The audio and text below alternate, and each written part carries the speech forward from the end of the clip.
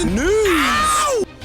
Okay, we'll start with this. Some post-fight reactions to yesterday's Day of Reckoning card. Lo Henshaw, Golden Gloves franchise owner, said Wilder isn't shot and he hasn't aged out. He won all 12 rounds and had 0 visible injuries. He was just outboxed, plain and simple. Fury gave the blueprint on how to beat Wilder: close range, volume, and smother. He's yet to implement a strategy that counteracts that. Sounds like somebody's seeing things through rose-tinted lenses. Wilder practically lost every single round of a 12-round fight with Joseph Parker, a guy that Anthony Joshua beat years ago. Dillian White. Derek Chisora, arguably, in their first fight. And definitely Joe Joyce. Joe Joyce knocked him out. We want to hear about this newfound respect that Wilder's acolytes might now have for Joseph Parker when they didn't respect Anthony Joshua's win over Joseph Parker. Oh my God, yo, my grandma always told me if I ain't had something nice to say then, baby, don't say nothing at all. That's all I'm gonna say, man, is out. The baddest man in the world, the baddest man on the planet, and that's facts. Where my bomb squad people at? No, you didn't start respecting him until he exposed Wilder. Wilder couldn't pull the trigger. Is that not one of the signs of a shot fighter? A fighter that needs to hang it up? A guy who ain't got the speed or the reflexes, the timing to let his hands go? Now, the content creator that goes by the name Wrath Elusive 2.0 said Deontay Wilder's loss to Joseph Parker also has the potential to dramatically reframe Tyson Fury's legacy as well. The 3 Wilder matches form a sizable part of Fury's resume. Wilder's legacy aging badly has a relationship with how Fury's legacy ages too. Anthony Joshua's win over Joseph Parker is aging like a fine wine, whereas Fury's win over Wilder is aging like an avocado on a breakfast bar. As Raph so adequately pointed out, Wilder's legacy is linked to Tyson Fury's. You know, Tyson Fury got more plaudits for beating Deontay Wilder than beating the more accomplished unified champion, Vladimir Klitschko. People didn't start calling Fury the greatest heavyweight of the era or the greatest heavyweight of all times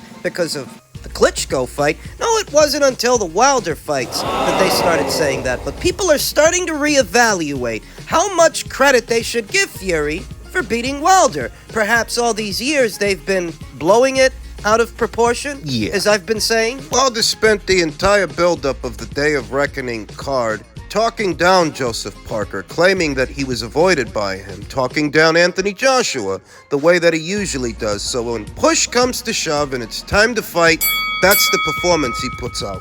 It was veteran boxing scribe Stephen Kim who said, "I came to appreciate Deontay Wilder over time. He was what he was. A fun, exciting, but very flawed heavyweight. But he created some memories for boxing fans and made really good money for himself.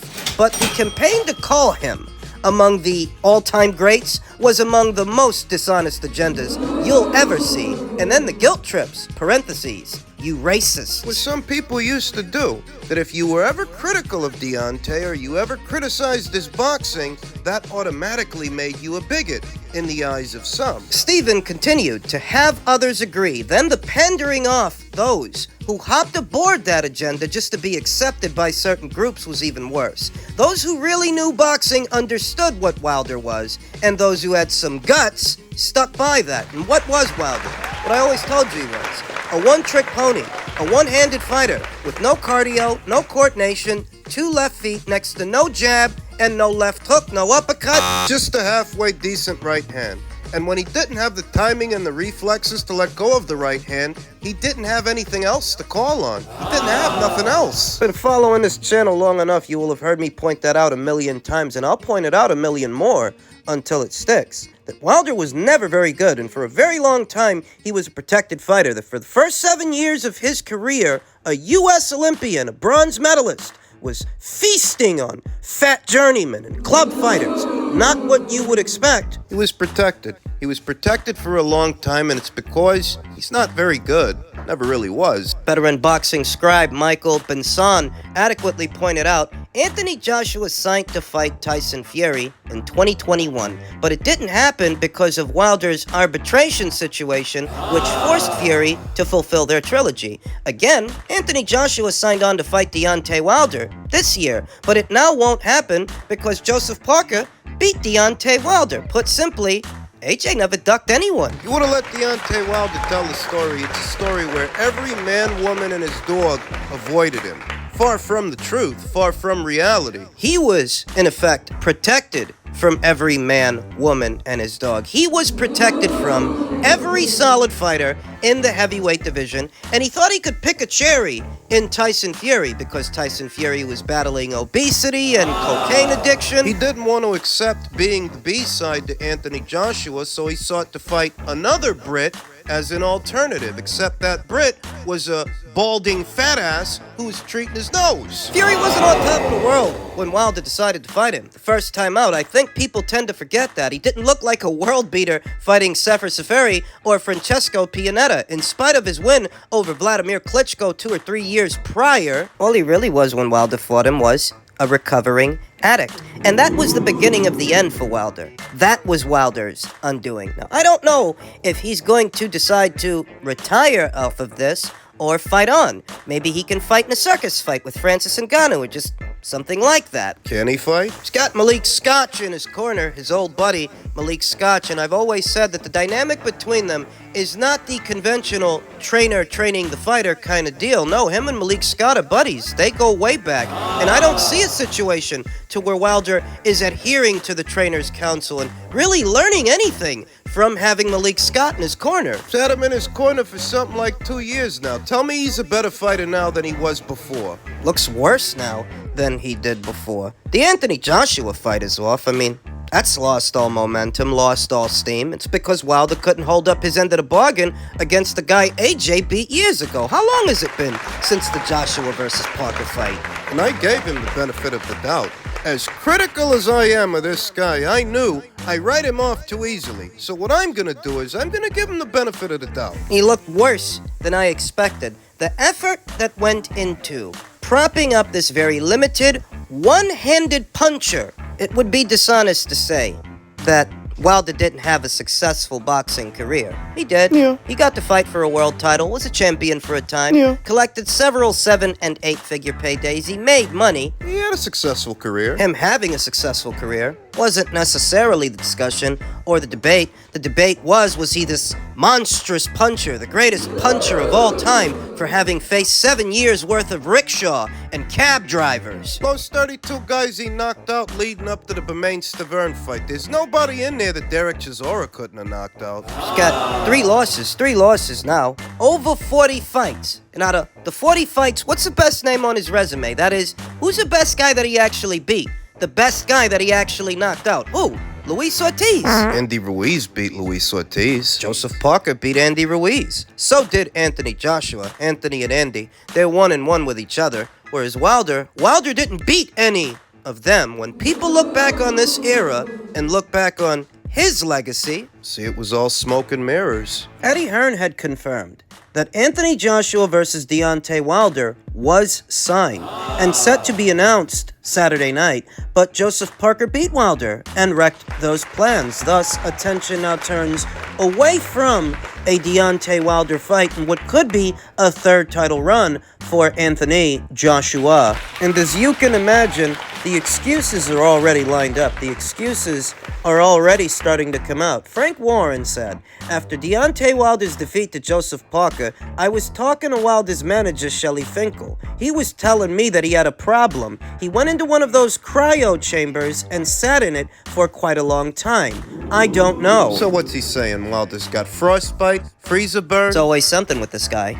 And what it really is the media built him up so much for so long that his descent is a hard one. His fall from grace. But if you've been following this channel over the years, you will have heard me say it many times. There's a reason they kept Deontay Wilder away from certain fights, away from the kids on some other side of the street, that outside of that PBC biosphere, he wouldn't survive. The moment they let Tyson Fury hop over the fence and come over for a play date, that spelt the beginning of the end for Deontay Wilder, who is no longer a priority to Anthony Joshua. As Eddie Hearn has confirmed, Joshua will now likely fight Filip Hrgovic for the vacant IBF heavyweight world title after Deontay Wilder's loss. We signed for Wilder. He lost tonight. Maybe it's a blessing because AJ wants to become a 3-time heavyweight world champion anyway. It's going to be AJ versus Hrgovic for the world title. And the thing is, it's not for the world title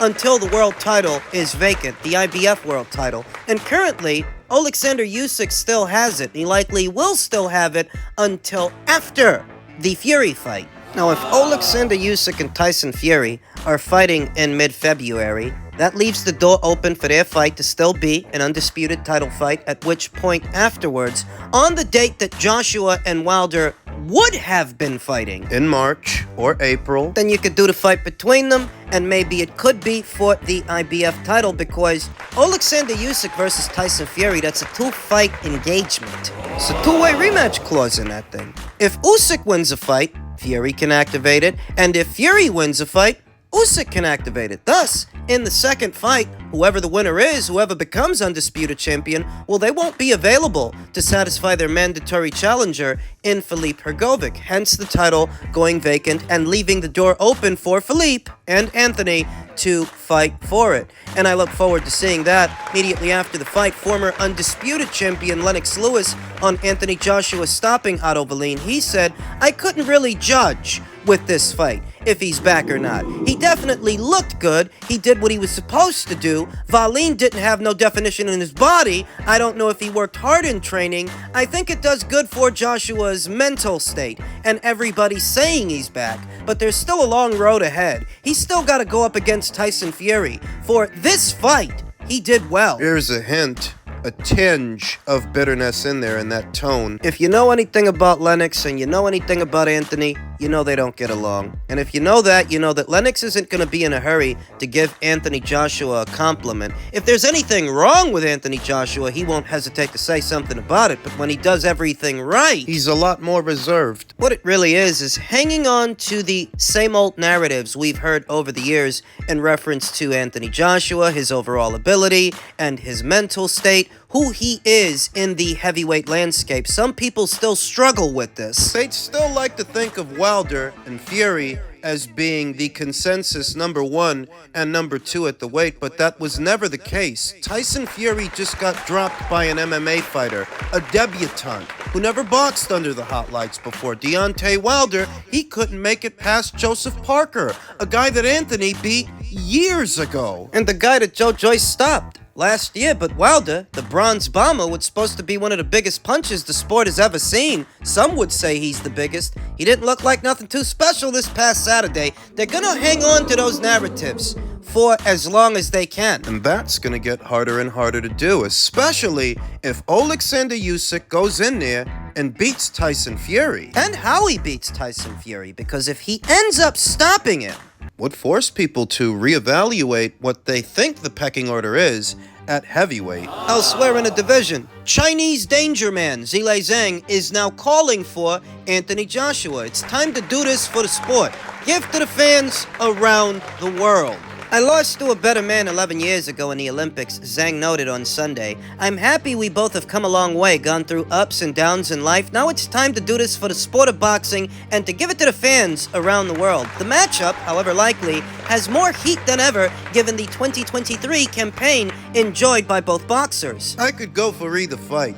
Joshua versus Hrgovic or Joshua versus Zhang, both are all right by me, though one fight is a bit more interesting than the other, and that would be the Zhang fight. Filip Hrgovic. He's a slow, cumbersome heavyweight. Doesn't really have very many standout qualities outside of regularly rabbit punching his opponents on the back of the head or the side of the head, momentarily stunning them, then taking over. Given that guy enough opportunities to wow me, and he still hasn't. I think Anthony beats him. Moreover, I think it's an easier fight to make because Filip Hrgovic, he's got ties to Matchroom, whereas Zhilei Zhang, unless I'm mistaken, he's on the hook for 1 or 2 more Queensbury Promotions fights. He's over there at Queensbury right now. The Zhang fight is the more interesting fight to make, the more interesting fight of the two. But because Zhang is tied down to Queensbury right now, and Anthony, as we all know, he's with Matchroom, and I think Filip is too, it would make sense. It's the easier fight to make, and if nothing else, The Hrgovic fight would be for a title, could be for a title, whereas Zhang... You know, it doesn't get said often enough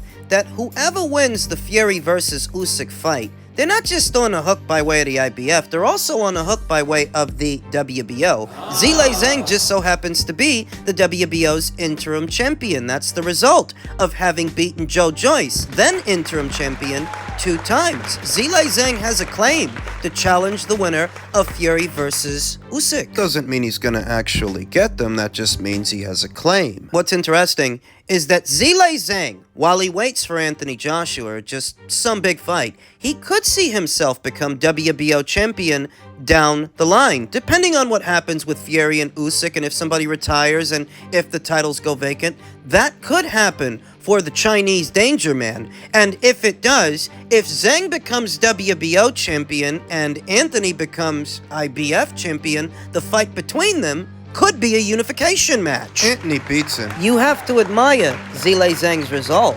In the eyes of many, he deserved the decision. He deserved to win against Filip Hrgovic, but alas, he didn't get it. He didn't get the nod. He took it out of the judges' hands with Joe Joyce both times that he fought him, and here he is, on the cusp of major opportunities and major fights. Him fighting Joshua is a palpable possibility at some point next year, and it could be for 1 or 2 alphabet titles, though if I think Anthony beats him, it's because this is not a slow, cumbersome Filip Hrgovic we're talking about. And Anthony's not just gonna stand right in front of him, shoulders square, letting punches go, leaving himself open for counters like Joe Joyce did. Anthony has a lot of characteristics, a lot of qualities those 2 guys don't have. The range of motion, the athleticism, the speed, and the power to box around Zhilei Zhang. Because Anthony can move. He's big like those 2 guys are, like Philippe, like Joe, but he moves better than they do. He's faster than they are, with power. Zhilei Zhang